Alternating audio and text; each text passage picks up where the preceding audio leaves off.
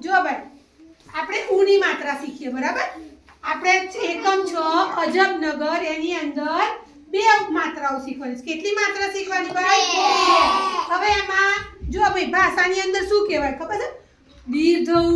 હસ્વ દીર્ઘ એટલે મોટું દીર્ઘ એટલે મોટું પણ આપણે હમણાં પહેલા ધોરણની અંદર આપણે બોલીશું ભાઈ નાનો મોટો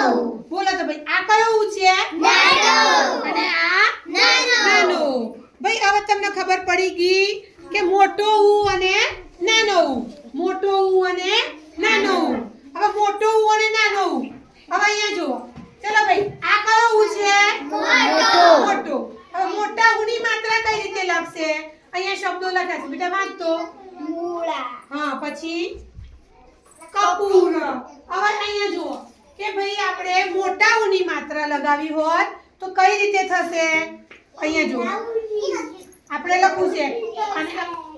કપૂર તો આ જે માત્રા થઈ એ મોટી માત્રા થઈ કઈ માત્રા થઈ ભાઈ મોટી બોલો મોટો ઉ નાનો ઉ આ માત્રા અહીંયા જોવાનું ભાઈ માત્રા આમ લાગે એટલે મોટો ઉ જ હોય કેવો હોય મોટો ચલો ભાઈ આ કયો ઉ છે નાનો ઉ હવે નાના ઉ ની અંદર પણ જો અહીંયા શબ્દ છે પુલાવ કયો શબ્દ છે પુલાવ હવે તમારા અધ્યયન સમૂહમાં બે માત્રાઓથી શબ્દો છૂટા પાડવાના ભેગા કરવાના આવશે તો અહીંયા જો આપણે અહીંયા લખવું હોય ગુલાબ તો આમ જે કરીએ એ નાની માત્રા કહેવાય કઈ માત્રા કહેવાય નાની જો અહીંયા ઘણા બધા શબ્દો છે કે નાના ઉની માત્રા કઈ રીતે લાગશે મુગટ આમ લખાય તો એ માત્રા કયા ઉની લાગી બોલો મોટો ઉ નાનો ઉ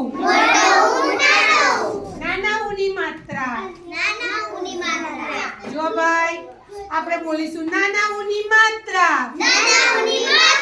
મોટા ઉની માત્રા